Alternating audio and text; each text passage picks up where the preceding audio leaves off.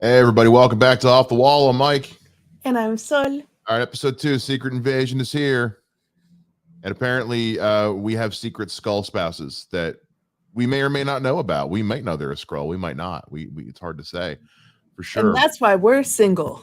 That's why we're single. Or maybe we're each other's Skrull spouses and don't even know it. Who knows? There's just no way of knowing at this point. I really liked the first episode. I loved this episode. Same. Getting to watch Olivia Colman torture somebody. In such a chipper British voice. Not something I ever thought I needed in my life, but I'm so glad I have it now. What an episode of television. Holy crap. Yeah. For guys who don't notice, we're spoiling. Look, it's been out for a day. It's man, oh man, it picks up right where the last. Well, it doesn't pick up right where the last. We start with a little bit of a flashback. Mm-hmm. Here's the thing I'll say about this episode, beginning to end. I'm so glad we have a whole show dedicated to Samuel L. Jackson and Ben Mendelsohn just trying to outact each other. Yes. Because whether it's the opening sequence with Ben Mendelsohn in the past or the sequence in the train car, they're just giving these two room to breathe and act circles around everybody else. Actors, act. Yeah. Can you guys just go do that thing we know you can do really well? Cool, thanks. We're gonna go have coffee. You guys just chill. It's, man, what a great sequence. Great sequences between these two. Yeah. And also Sam Jackson and Don Cheadle getting to butt heads. Mm-hmm. Yeah. Lots of good stuff in this one. Yeah, this show it's just so good. It's my favorite MCU show that's been on Disney Plus so far, and I'm just happy that there's a show that like I literally have zero criticism for. I'm still mad about Maria Hill, but yeah. Other than that, like, I haven't had anything in particular where I'm like, like right now, I'm still very much just like, they're making me happy with every frame of the screen that they use. I haven't I haven't had anything where I'm like, I don't really like that. I'm still mad about Maria, but beyond, It narratively makes sense though. I get it narratively, still not happy about it. I don't have to like it. I appreciate it. I don't have to like it. Let's kind of go. Let's talk about that scene in the past we get where we're building out a little bit more of, because a lot of time has passed from the end of Captain Marvel to where this show begins. Yes. There's a lot of the story we still don't know. So we get a Captain Marvel montage at the little bit, yeah, with as little Brie Larson in it as possible because cha-ching. But because also the focus is on Talos and Fury, not so much Captain Marvel. What do you think of this 1997 Brixton, England flashback? So watching it, I will say I had no knowledge of why there's significance with Brixton, London, England, but I do follow some reviewers that are British, and they were showing, oh, this is so significant, them choosing this area in London.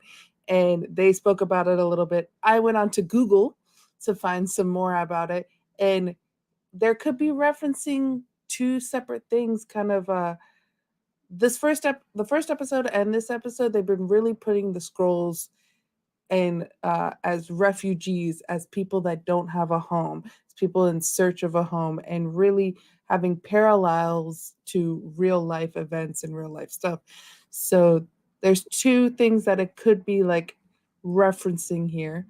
First is the Brixton riots, which was between young Black men and a predominantly white police force, and it increased racial discrimination. And then there was Stop and Search, which we know have done so well in New York City here in the United States, right?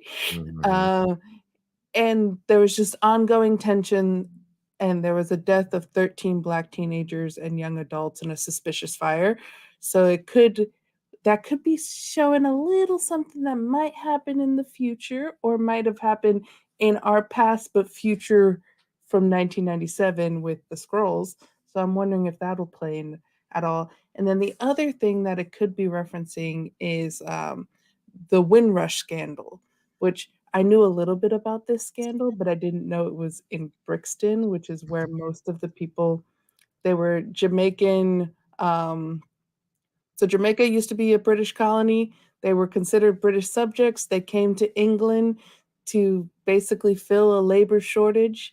And you had Jamaicans moving from Jamaica to England. They settled in Brixton.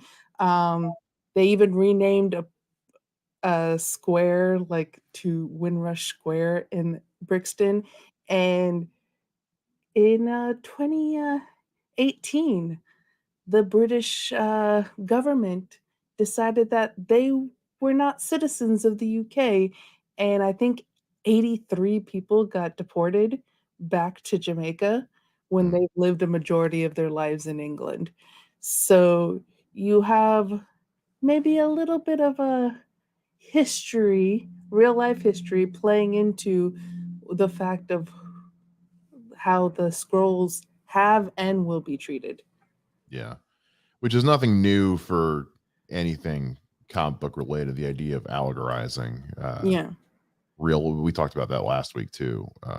With when they talk about imagine a world where you couldn't trust the information. Oh, okay, yeah. I'm imagining it. I'm thinking about it. It's not hard. Yeah. Also, I mean, using any part of England, I feel like as a historical reference for some kind of allegory isn't hard either. Yeah.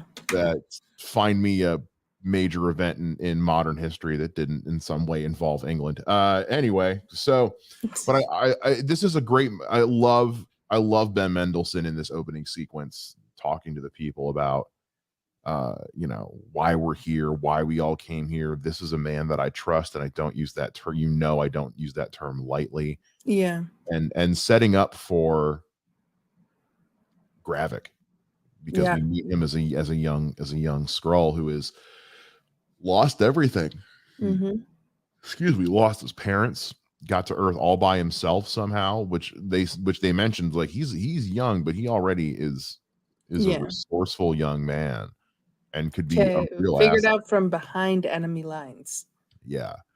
This is someone we should keep in. And so you kind of get, and he's there in that moment where Fury promises to his face, I'm going to Mhm. find you guys a new home. You guys do this. You guys do this thing for me and help me out. I'm going to help you out. You keep your word, I'll keep mine. Yeah. And we're starting to learn that Nick Fury doesn't always do the best job of keeping his word. Yeah. um, I mean, and again, like, is it a complicated issue? Mhm. Absolutely. I'm inclined to. I'm not going to act like Fury wasn't trying, but Fury shifts his priorities when the situation calls for it. Yeah. So we already know that I mean, it's been set up since Iron Man 2 that you can't always trust Nick Fury. Yeah. He'll plant Natasha Romanoff by your side without you knowing it. He'll have this thing developing Hydra-based weapons while trying to find the Tesseract. He's always got the best intentions, but the road to hell is paved with such. So Yeah. And he's a survivor himself, and we get a story later on like growing up in the South and the segregated South. He's from a very young age has learned how to survive through whatever by whatever means necessary. mhm, So his promise to you, he'll keep that promise as long as it serves him and his survival and his movement forward. yeah, because we heard the story in Winter Soldier about his dad going to work every day with a paper bag with a sandwich and chips and a loaded 30 Yeah. 38 in there. And now with him and his mom, it's like we would take the train. We weren't allowed to eat in the dining car. We had to sit back here by ourselves. So we just brought a picnic and made the best of it as best we could. That scene in the train car is my favorite scene in this episode, Yes. hands down. Sam Jackson just chews on all the scenery and says, I'm going to take this scene and I'm going to take, this is mine now. This is my scene. Everybody else fuck off. This is me. This is my show. And And what great physical acting by Ben Mendelsohn too. Like his facial reactions to his story, because you really see it as two best friends who have been friends for a very long time. Yeah. And just the reaction, it's like, oh, we're just you know when you have like a best friend that you haven't talked to in months, and then Mhm. you just pick up the phone or you text them and it picks up right where you left off, and you're still going to have those facial expressions and those like we're having a good time. And the beginning of that story before the first of the two tete-a-tetes that Nick Fury does in this episode. Yeah. It is really like I was even writing in my notes, oh, look at these like two friends. And then I was like, and then it went sour. Yeah. And well, everybody gets one chance to lie. Talos used it. He Yeah. doesn't get to lie twice. And Yeah. he remembered that because the last guy that lied twice got two in the chest. So for the revelation that how many Skrulls are here? All of them. All of the Yeah. Skrulls are here. All of the Skrulls that exist and that are left in the universe are here. A Except for million. one colony. So for one colony, there are a million Skrulls here. That is terrifying. Yeah. And we learned that the Prime Minister of the UK is a Skrull. and the head of NATO and a major figure in the American government. FXN News. Ooh. Yeah. Fox News. Yeah. Yep. Notice that too. Yeah. Anyway, the less said about that, the better. Yeah. What? And it didn't cross my mind that these officials that were on the news were going to be Skrulls until we see Shooter McGavin show up as the American official. Yeah. That's a Happy Gilmore joke for everybody Yeah. out there. As soon as he was on screen, I was like, oh, he's a Skrull. You don't put him in here if you're not making him a Skrull. And yeah, they're all Skrulls. Yeah, that as soon as he said, I'm going to go speak to the council, I was like, it's all the people we just saw in the news, isn't it? Yeah, Yes. yeah. But also that scene was fantastic too, where you realize like, yeah, the Skrulls are fed up. Yeah. Like in general, I'm sure not all of them agree with Gravik's methods, but the Skrulls in general are fed up. Yeah. They've been living on Earth in refuge long enough. But to go back to that train car scene, and because this is such a show that's focusing on Nick Fury, I really do like with that, and then also later his conversation with Rhodey on really showing what it's like to be a black man in the world. And relaying his life and his viewpoints, and it really gives you that kind of, okay, I kind of understand where Nick Fury comes from, even if he's not doing the best thing. And to the fact of the humans can't coexist with each other, you've lived here long enough to know that. And right now in current history, that makes sense politically on stuff that's happening in the United States. But if you look at past history, the way Nick Fury grew up in the segregated South, where there was different rules for white people and black people. So you're seeing him going, they're not going to accept you after just seeing a flashback of 1997, which is, we'll get you a home. Like, I accept you for who you are. And then now he's basically telling him, humans will never accept you. And you could see in Taylor's head goes, well, you're human. So do you accept me? It's like his way of saying, I accept you, but I am not my species. I am an outlier. Humans in general, like, and somebody I saw brought up that like, well, they let the Asgardians live. It's like the Asgardians look like people. Yeah. And people love Thor. Yeah. They also, if you remember in Love and Thunder, New Asgard is a tourist attraction at this point. It's a theme park pretty much. And it shows too to look at the way immigrants are treated. Some immigrants are treated better than others. Yeah. Unfortunately. And a lot of times it has to do with their skin color. Yeah. The Asgardians look like us. The Skrulls do not. Actually, I take that back. The Skrulls do look like us, but in a really problematic way. um, but ultimately, Skrulls in their natural form do not look like us, and therefore, just with how xenophobic humans can be. Yeah, but also when you look at the things the Skrulls have done over the years, the impersonations, the acts of terrorism, things like that. They're unfortunately the Skrulls' reputation precedes them. Yeah. So with this and also we're talking about a planet Earth that lives in a post-blip world.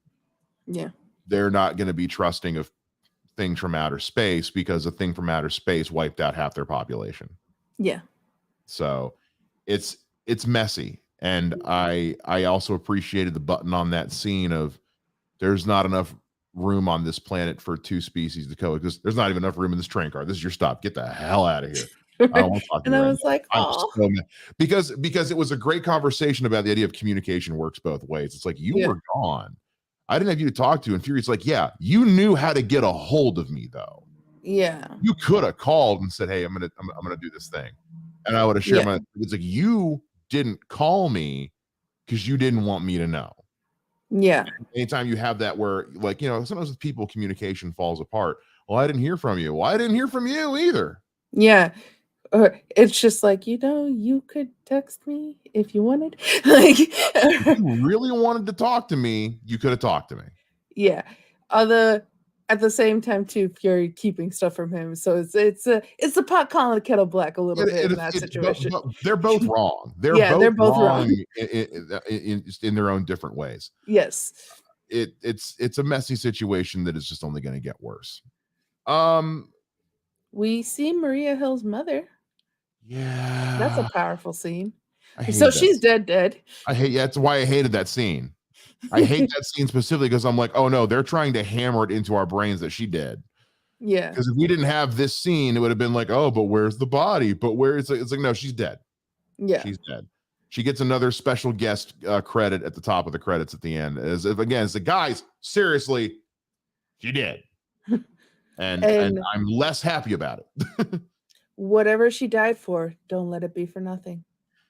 Yeah, I was kind of hoping his mom would give him a little bit, or her mom would give him a little bit more what for, but I also feel like clearly they know each other, and clearly Maria was one of the few people Nick was genuinely close to. Yeah. So her mom, this is not something her mom like probably wasn't prepared for. Yeah. It's like there's a pretty good chance at some point my daughter is going to die in this line of work. And so the idea of don't let it be for nothing is probably a speech she's had planned for a long time. Yeah. Although you can kind of see too that she had complete faith in Fury because Maria had complete faith in Fury. So you could see part of her going, nothing will happen to my daughter while she stays with Fury. So you could see not only do the Skrulls have complete faith in Fury, the people who know Fury the best have complete faith in him, and he's disappointed the Skrulls and he's disappointed her mom. He's a victim of his own myth. Yeah. He's created this air of mysticism around himself that Nick Fury can do no wrong. Nick Fury is the infallible spy, and even when I'm out, I'm in. Even when I'm out, I'm in. Well, we are finding out left and right that Nick Fury is not infallible. Yeah. I think that's kind of part of the point of this show. Makes him human. Is it's humanizing Nick Fury. It's demystifying Nick Fury. And we know that this is going to lead. They've said that Secret Invasion is going to lead up to Armor Wars, which is the one that's going to be the show that Rhodey's going to be leading. Yeah. Finally. Speaking of Rhodey, we get a lot of Rhodey in this episode. A lot of good Rhodey in this. Yes. Again, like the scene of let's just put Don Cheadle and Sam Jackson in a room together, turn the cameras on, and we're going to leave the room. You guys got this. You're good. What about the script? Don't need it. You're good. Have fun. Because they both, again, make excellent points. Yes. What Nick says to Rhodey of, we've had to work too hard so that men people who look like us, men who don't look like us, to have all the power for Rhodey then turn around and go, yeah, but we can't we can't sit here and get all this power from men who don't look like us to turn around and use it just like them, to give it to Yeah. inadequate men who do. Like, that's not better. That's Yeah. that's not better, you know. And for him to say, I am here to like enthusiastically, confidently tell you you're fired. It's like, I'm Yeah. firing you and I am comfortable with that decision. Right. I literally replayed the scene several times. So I saw it first, I was like, "Ooh, that's so good." And then I Oh, replayed it again to just listen, and then I replayed it again so I could write down the quotes because I want to yeah. specifically say what they said in the scene because man, is it so powerful. Yeah. You have Nick Fury going, "Men who look like us don't get promoted because of who our daddies know. Every ounce of power we wrestle from the vice grip of the mediocre Alexander Pierces who run this world was earned in blood. So let's make the power mean something, help a brother out." Yeah. And then you have Don Cheadle in his wonderful roadie Yes. answering, "The reason we wrestled this power from mediocre men who don't look like us was not simply to turn around and hand it to mediocre men who do. The point of this power is to be uncompromising, to be unsparing, to be able to sit across from a man we greatly admire, with whom we share an entire professional, personal, ancestral history with, and to tell him without any reservation that he's fired." Yeah. It's like, I love you. You're my hero. You're my mentor. We have we have a long history together, and you done goofed. You're out. Yeah. You done goofed too much. And then Fury still shows that he's no one to fuck with. He may Yeah. be fallible, as we've learned in the show, Yeah. but no one's telling Fury where he's going. No. When I'm out, I'm still in. Yeah. Um, I can't wait to see where this goes next as Yeah. far as everything with Rhodey and Fury. I hope this isn't the last we see of Rhodey in this show. I highly doubt it will be. Um, especially if we're going to be setting up for Armor Wars, because I think everyone, and myself included, was a little bummed he didn't play a bigger part in Falcon and Winter Soldier. Yeah. But it wasn't really his show. It was Sam Right. and Bucky's show. I really hope that Rhodey continues to be a big part of this show as kind of that go between you know Fury and the government. Really, Yeah. he's going to be there to play politics. Yeah. And I love too that between these two men, you have the different um philosophies of affecting change Yeah, going toe to toe, where this has been something that's people fight about all the time. Like, is it better to affect change from the outside or from the inside? And Mhm. Rhodey's going, if I play this politics, if I follow these men that are mediocre but learn how to play the game, then I can change the game from the inside. Where Nick Fury is like, no, you don't learn how to play the game. That's you change when you play the game. You have to change it from the outside and make it better. And so it's interesting to see that philosophy being kind of shown between these two men who greatly admire each other and love each other, but are at the end angry with each other. yeah. Well, it also plays into something that was set up in Civil War, which is, you have to remember, is Rhodey is technically a soldier. Yeah, Rhodey works for the U.S. government. He has always been a soldier first, yeah, and an Avenger later. In Civil War, he was on the side of the U.S. government. Even in Infinity War, he answers to to the Secretary of State, to um, Ross, yeah, Thunderbolt Ross, who I don't think we're going to see this season. We know that Harrison Ford is taking over the role for William Hurt, and will be playing him in the new Captain America movie, and probably Thunderbolts, I would assume, as well. I don't know if he's going to be in this show based on when it was shot versus when Harrison Ford signed on, but Rhodey's a soldier first. yeah, He's a colonel. He's Colonel Rhodes. He is still holding that rank. yeah, So, and he's clearly some member of the cabinet. I don't know, but he has got, walk side by side with the president down the halls of the White House privileges. yeah. So he is, and Nick Fury even says, he's like, don't forget, like you have the job you have now because of me. Yeah. So I'm really curious to see what his position really is, because he even still says, like, if Slovakia rolls their eyes at me one more time, I'm putting on the suit and I'm carpet bombing them. Which then comes back, he's like, oh, what's the matter, Croatia even a hard time? No, Slovakia, carpet bomb them. And we can do, because he did it in Infinity War. What's interesting too to see with Fury is the moments that he's alone, because in the first episode you see him alone and he's having a nightmare about being dusted, and then you see him alone on the train car after the fight with Talos, and then you see him alone outside of the restaurant after the fight with Rhodey, and he's kind of not mentally okay. He's not holding it together. No. Because he hasn't even really had time to mourn Maria yet. Yeah.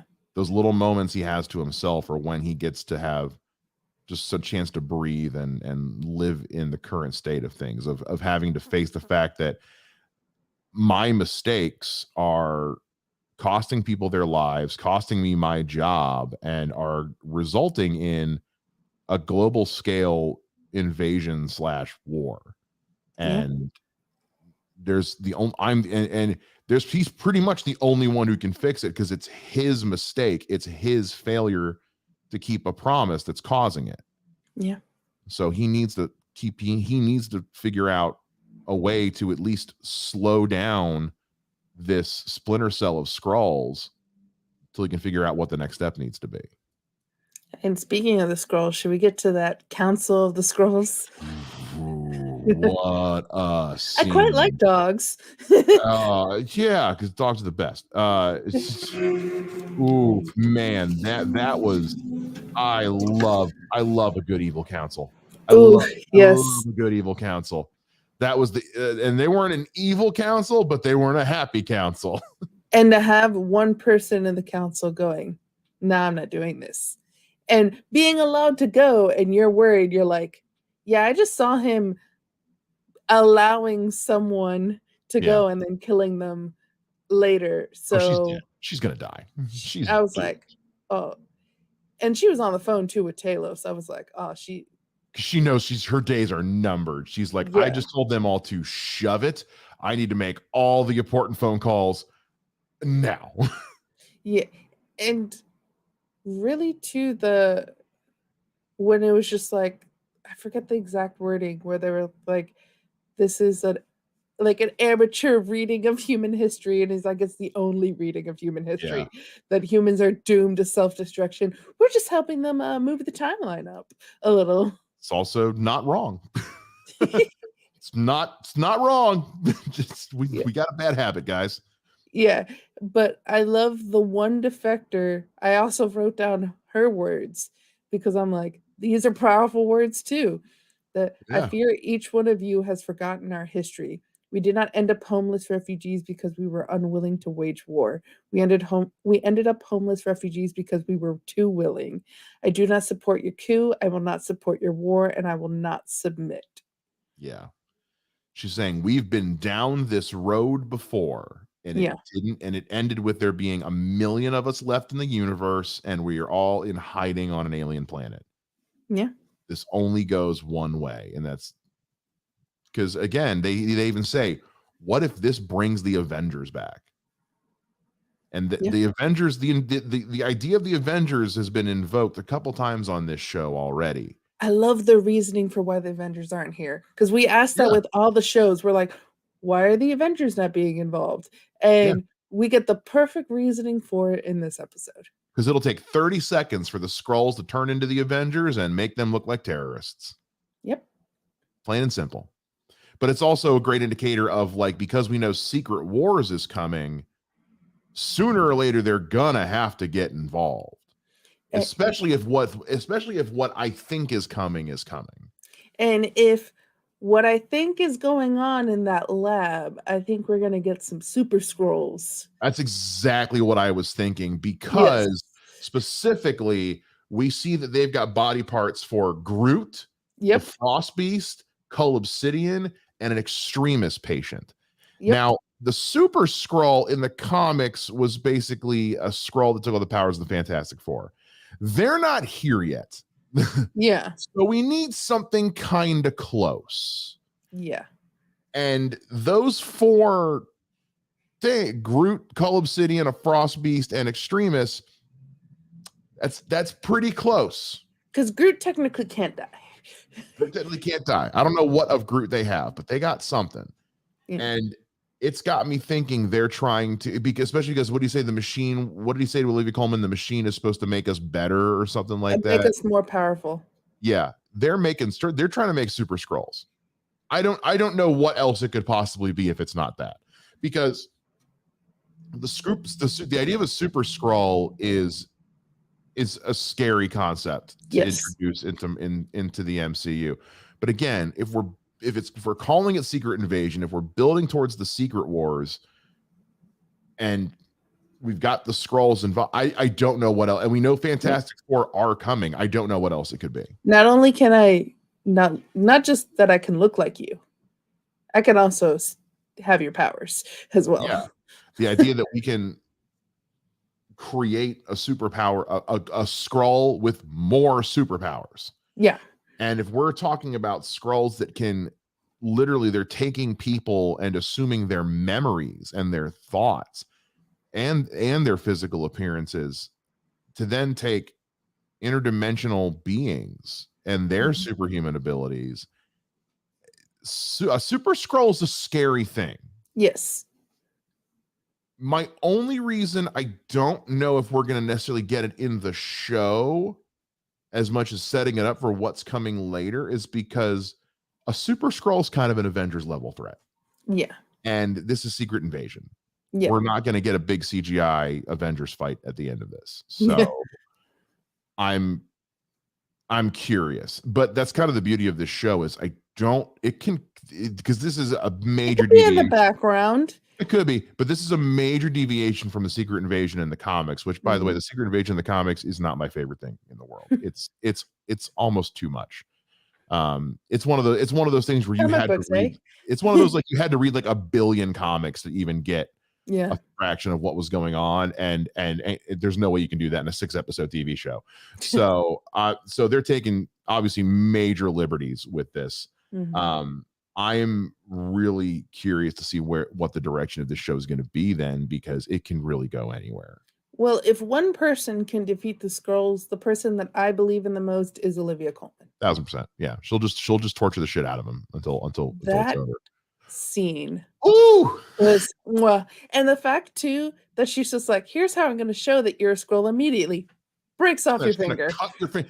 And what I loved was, at first I was like, okay, they're angling it so we're not actually going to see it. Oh, they showed it. Oh no. Oh God. And then him too, like, go ahead, put it in my arm. And she's like, no, I know exactly where to put it. Yeah, I know what I'm doing. This ain't my first rodeo, motherfucker. And that shit started to work immediately. And he sang like a canary. And I love too, she goes and she's just like, where's the trap door? She's like, maybe I'll need it. Maybe. Who knows? She knew. How did you get in here? That door was locked. Yeah, and now I'm inside. So I think we both know what locked doors and I are gonna. Yeah. What locked doors mean to me? Shut up. And he. That's why it's like I could never be tortured. I would tell you anything you wanted to know if you would say before they even touched you. Yeah, if you threaten me with torture, I am gonna snitch so hard. Here's the password to off the wall. Yeah, here's information you didn't even want. I will tell you anything if it means I don't have to be tortured. I am a chicken shit. So props to this guy for hanging on as long as he did. And the thing is, he knew he was screwed, because when he comes out, what did you tell him? Lies. I lied. He knows he's dead. He knows in that moment, I'm gonna die. Although because you noticed how Gaia was on the phone and also notice how, like, Gravik pretty much is like, you stay by the car. She's a glorified driver. Like, he doesn't allow her to go in because you can tell that she probably is not going to like what's going on, and Gravik knows that. And so he's like, you stay outside while Papa Ghost handles the business. Yeah. And but she calls on the phone. We don't know who she's talking to. And I think maybe she's the one that outed their base that was there in Moscow. Oh, maybe. And I think when they drove by that, he probably thought, oh, he did tell them stuff. He Mhm. told them where our base is. And I think that's why he killed him. I also feel like he doesn't fully trust Gaia because he knows who her dad is. Yeah. Because her dad because Talos keeps insinuating your mother was killed by the people you work for, Mm-hmm. which means I have a feeling he is keeping her at arm's length because he doesn't trust her. And I think he's setting her up to out herself as betraying them to her father. Yeah. Is what it feels like. I don't know. There's still a lot to uncover with this, and it's Skrulls, so all of it could be bullshit and we don't know. So, And we learn Fury has a Skrull wife. He for sure knows she's a Skrull. I don't think he does. I think he does. I think she is the same person at the beginning who said Gravik might look like a kid, but he's not. I think it's the same Skrull. Maybe. I don't know. The voice sounded similar. Because I feel like if he knew, she wouldn't have turned human when he came in the room. I don't know. I think Fury knows. I feel like he knows. I feel like she's the one there. And I have a theory. I think Gravik played I think when he married her, Gravik was their son. Oh, really? Like adopted son. I see. I'm not sure because Fury's acting like he's hearing the name Gravik for the first time in all this. Yeah, but you saw the 1997, right? And you see Gravik there, and you know that he knows. And then last episode, when he heard about Gravik, I felt like you could tell that Fury already knows about him and is just like, oh shit, like this dude, like there's a previous relationship there. So for whatever reason, I'm feeling, and this is a total theory, watch next episode or the following episode. We're usually wrong about these things. So, but my theory is that Gravik was like an adopted son to Fury, and because he was basically a child. And so he grew up with that lady who's now Fury's wife, and Gravik as their son. If he it could be he knows and she doesn't know that he knows. Like she thinks it's a secret. He's like, yeah, I knew. I didn't care. I personally, I think he knows. No, I'm saying I think she knows. He knows. I don't know. I just think the fact that she turns back into a human while he's there. I think that was for us. Maybe. I don't know. I think it's for the audience, but I think that he knows that she's a Skrull, and because in the comics too, like I forget who was it that Fury sleeps with someone who's actually a Skrull, and then he immediately kind of is just like, oh yeah, that's a Skrull. Mm-hmm. So I feel just who Fury is, even though he's getting humanized, who Fury is, he would know if he was married to a Skrull. So I have two other conflicting theories on that, because I think the show has given us evidence that it could be either way in two other lines of dialogue. One, if he does know, then it harkens back to the line in the first episode of I have met a lot of like where he's like, I'm good looking for Skrulls. He's like, I've met a lot of Skrulls. You're not. Like there are better looking Skrulls than you. Could be his wife. If he which then leads into maybe he does know. The idea of him not knowing, I think of the line that that Gaia says to the new guy, which is the longer we stay in our human forms, the harder it is for anyone to know that we're Skrulls. So imagine. But I think she was saying it's harder for the Skrulls to know we're Skrulls. She says both. She says it's harder for both humans and Skrulls to know who we really are. So I'm wondering if that might also be an allusion to the idea of like she's been a Skrull so long that even Nick Fury can't tell. Because we've seen him get tricked a couple times. So let us know down in the comments below. yeah, Are you on Mike's side where you believe that he doesn't know his wife's a Skrull, or are you on my side where he knows his wife's a Skrull? Come on. But I also love the gesture of like when he comes home, the ring goes back on. Yeah, the rule. That's the rule. And all, but because I also just want to see Nick and Try a Little Tenderness. What a perfect song to end on. Delightful. Fantastic. All right. This show is so good. This show is excellent. I can't wait to see what's next. We got 4 episodes left in this season of I'm assuming the only season. I can't imagine there's going to be a season 2. Write down in the comments to convince Boggs to watch this show because he doesn't want to watch it. Boggs doesn't want to watch it, and we keep telling him he's nuts that he needs to watch the show, but he doesn't want to watch it. He wants to go watch the new Indiana Jones instead. He needs to watch. You can watch both, but I don't know why he's. But anyway, yeah. Let us know which team you're on down in the comments. I'm team Nick doesn't know. Scotty doesn't know. Let us know if you have. Let us know if you have any other theories down in the comments below as well, because this is a show. Let us know who you think a Skrull is. We already know now that the UK Prime Minister is a Skrull. Who else is a Skrull? Probably. Is Mike a Skrull? Probably Ariana Grande. Honestly, she's probably. I could see that being true. Pete Davidson for sure. Pete Davidson's definitely a Skrull. I think in the comics, Obama was a Skrull. I can live with that. It's fine. Let us know. Anyway, guys, thank you so much for watching. We'll be back again next week with another review. And until then, we'll see you guys again next time on Off the Wall.